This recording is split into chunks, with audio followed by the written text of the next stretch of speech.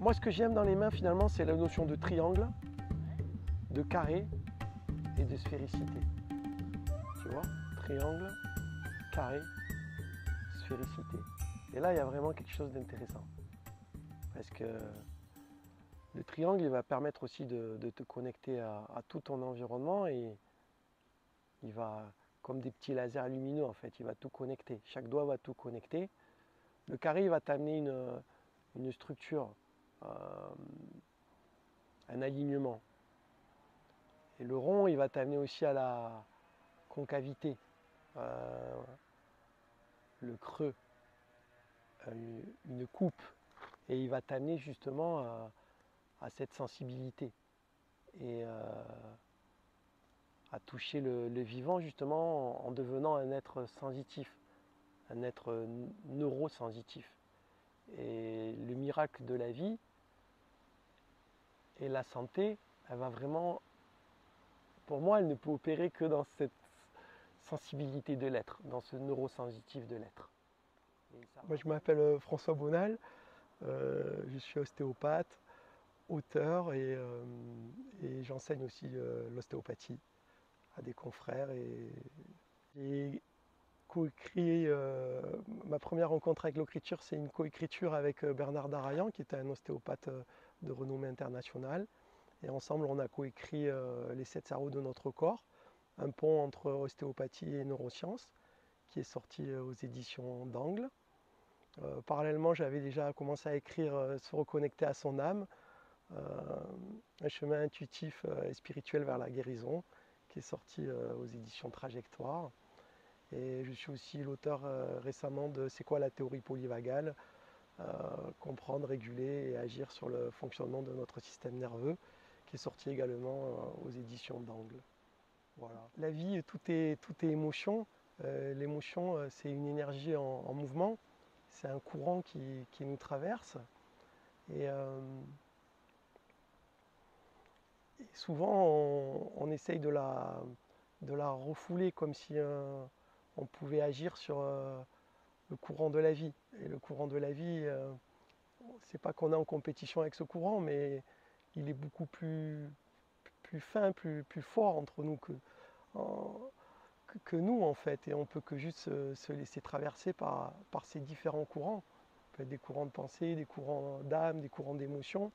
Et ce sont ces mêmes courants qui vont nous traverser et qui vont permettre justement la rencontre entre toi, entre moi, entre nous.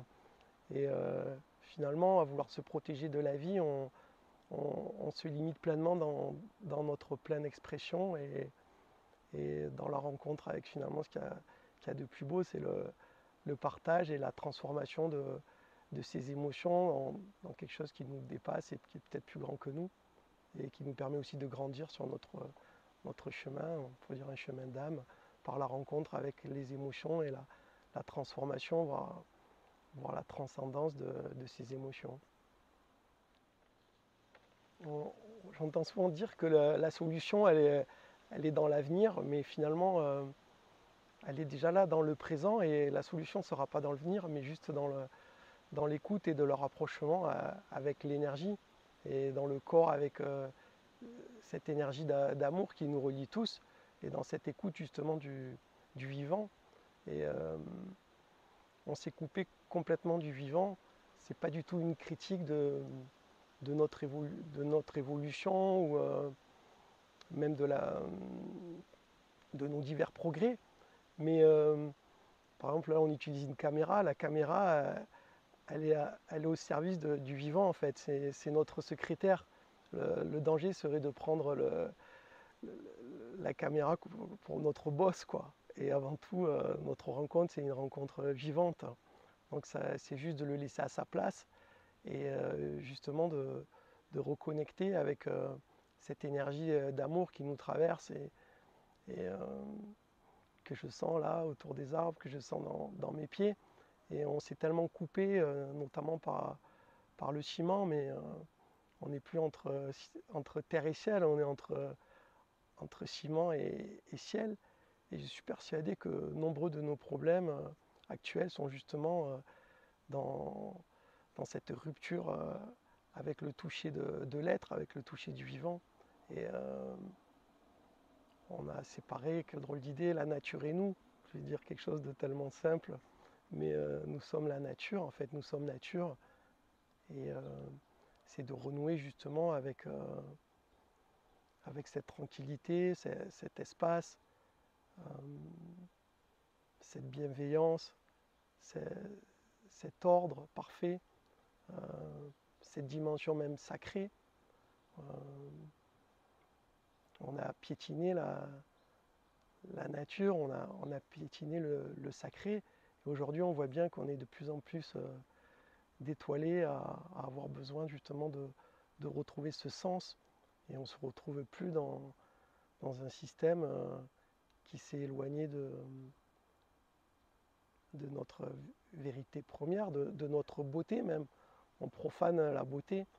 Et ce que j'aime justement dans tes photos, dans Quête Quantique, c'est justement c'est de sacraliser cette beauté, de nous offrir quotidiennement des espaces de lumière en toute simplicité, juste en étant aimanté avec ton appareil photo par la beauté du vivant, être aimant, être aimanté. Et c'est juste d'être sensitif en fait, de redevenir sensitif, de se couper du mental justement par la voie sensorielle qui va vraiment nous aider à redevenir aimant, pour reprendre une phrase d'El Churro, un enseignant de Louis Sanza, d'être concave, de devenir presque creux, et dès qu'on repasse dans la tête, on se comprime en fait, on se rétracte et on perd cette concavité. On est dans les définitions, on est dans l'intervention, et on veut souvent aller bien trop vite et sans laisser la possibilité à la nature de retrouver cet équilibre, parce qu'elle sait faire que ça, la nature. Elle est toujours en train de recréer l'équilibre entre toi, entre moi, entre nous. Et c'est ça qui est merveilleux. Et ce toucher de l'être, justement, dans cette concavité, va nous permettre d'être tellement mieux et de renouer avec nos forces et de tourner dans le bon sens. Avec un peu de recul, parce que je vais bientôt avoir là, dans quelques jours 50 ans, je me rends compte que finalement ce qui m'a toujours intéressé, c'est l'énergie, comme finalement tous les enfants. Ce qui m'intéressait, c'était l'énergie d'un animal, l'énergie d'un bon parrain, plus que ce qu'il faisait, ce qu'il était, mais c'était de voir l'énergie libre de quelqu'un. Et j'étais heureux je me suis toujours senti heureux quand l'énergie en fait était plus fort que tout. Et de voir des êtres libres, ça m'a toujours profondément touché. Et finalement, ce qui m'a rendu toujours malheureux aussi, entre guillemets, c'est qu'on s'éloignait de cette pleine expression de la vie. Ce que je pouvais retrouver dans une cour d'école. Et finalement, mon chemin, c'est tout bête, mais ça a été juste d'à nouveau être en communion justement avec cette énergie de la vie. Et souvent, peut-être, ce qui était bloqué en moi, et ce qui plaît peut-être encore aujourd'hui ou pas, en tout cas, je sens que l'énergie de vie circule de plus en plus librement en moi, et qu'il y a de moins en moins de freins. Peut-être je le dois à des rencontres merveilleuses, des soins, mon parcours ostéopathique, mais finalement qui est passé de la palpation de l'os à la palpation des liquides, et finalement à la palpation de l'énergie. Finalement, tout est énergie. Et c'est peut-être la partie la moins visible, mais la solution, pour moi, les solutions à venir, elles sont dans l'invisible en fait. Et on pourrait dire dans le visible aussi, parce qu'on est plein à travailler avec les liquides du corps humain, avec l'énergie. Un bon thérapeute, quel qu'il soit, un médecin, il sent si son patient il est libre ou pas, ou s'il est enfermé dans des cuirasses, dans des croyances limitantes, dans des dogmes, et qui finalement le freinent dans l'expression de la vie et qui le bloque dans tout. La première chose quand un patient il ouvre la porte finalement de ton cabinet ou un ami qui rentre chez toi, c'est finalement de voir le rayonnement de ce patient ou pas. Est-ce qu'il dégage, est-ce qu'il ne dégage pas, est-ce qu'il est serré, est-ce qu'il n'est pas serré. Mais c'est un premier niveau de bien-être. Mais finalement, est-ce que la santé déjà, elle n'est pas dans le bien-être. Et justement, cette liberté de mouvement. Après, on va sentir l'état de manière très simple aussi, l'état des liquides du patient. Finalement, on peut dire qu'on n'est que de l'eau. Est-ce que ça bout? Est-ce que c'est posé? Quel est l'état de cette personne en fait? Est-ce qu'elle est tranquille? Est-ce qu'elle est apaisée? Est-ce qu'elle est en sécurité? Mais on est déjà dans le système nerveux, dans la régulation du système nerveux. Et ce système nerveux, c'est le chef d'orchestre de tout. Donc on va sentir le courant de ce patient, le courant de tout finalement, le courant de l'arbre, le courant de la vie. Et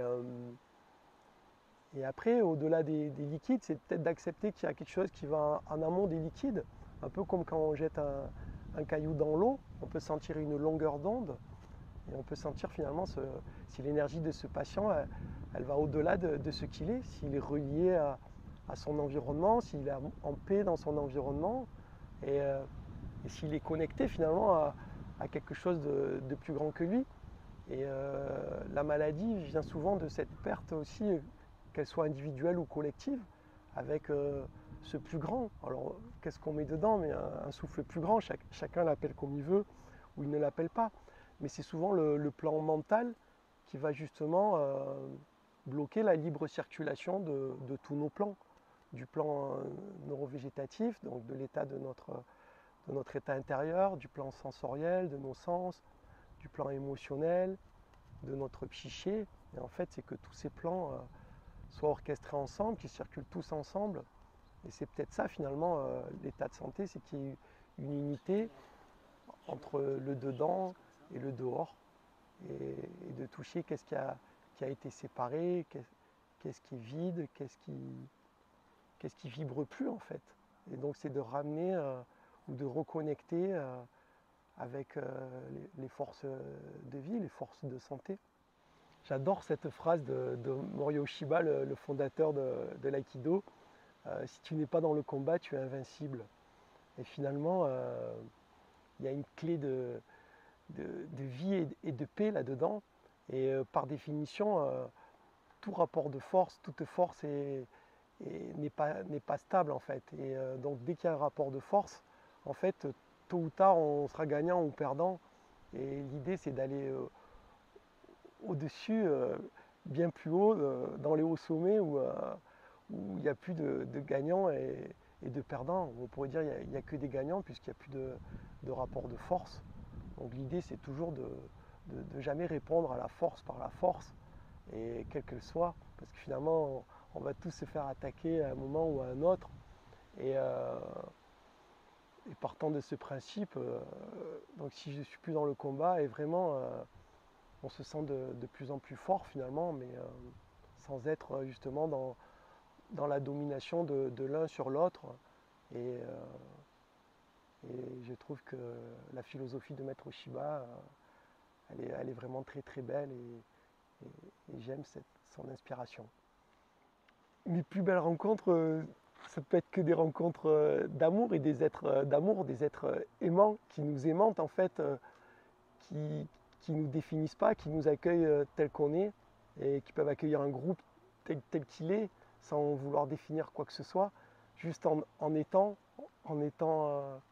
justement creux, et en ne voulant pas définir, en n'étant pas influent sur la personne, juste en l'accueillant avec tout ce qu'elle est. Et ça peut passer par des livres, par des êtres humains, mais même des êtres qui nous ont marqué profondément, qui ont marqué profondément notre humanité. On peut sentir leur courant d'âme au-delà du temps finalement. En ce sens, en ce sens, ils sont éternels. Et par quelques mots, on a accès directement à leurs vibrations. Dans ma bibliothèque humaine, en tout cas, je peux avoir des vivants, je peux avoir des personnes qui sont passées sur d'autres plans, mais j'aime à les connecter, en tout cas à me nourrir de cette belle humanité. Et je pense que c'est important de ne pas laisser rentrer entre guillemets n'importe qui dans notre corps, parce que tout est information. Et même si le végétal nous aide à beaucoup nous vider justement de beaucoup de la mémoire un peu de cet inconscient collectif humain qui souvent a maltraité la vie, et pas que, parce qu'il y a des êtres exceptionnels et il y en a partout, il y en a de plus en plus et il y en aura toujours plus. Donc c'est justement de se nourrir d'humains qui donnent de bonnes nouvelles de notre humanité. Et c'est ça qui est merveilleux, et on les reconnaît justement par leur aura, par ce qu'ils émanent, par leur simplicité, par leur joie. Et oui, par leur simplicité, parce que ce sont des êtres où c'est à côté d'eux, tout est toujours très simple. Voilà. Et c'est peut-être ça finalement que de citer des noms, mais un arc-en-ciel d'humains qui ne sont que rayonnement et amour, et qui nous aimantent.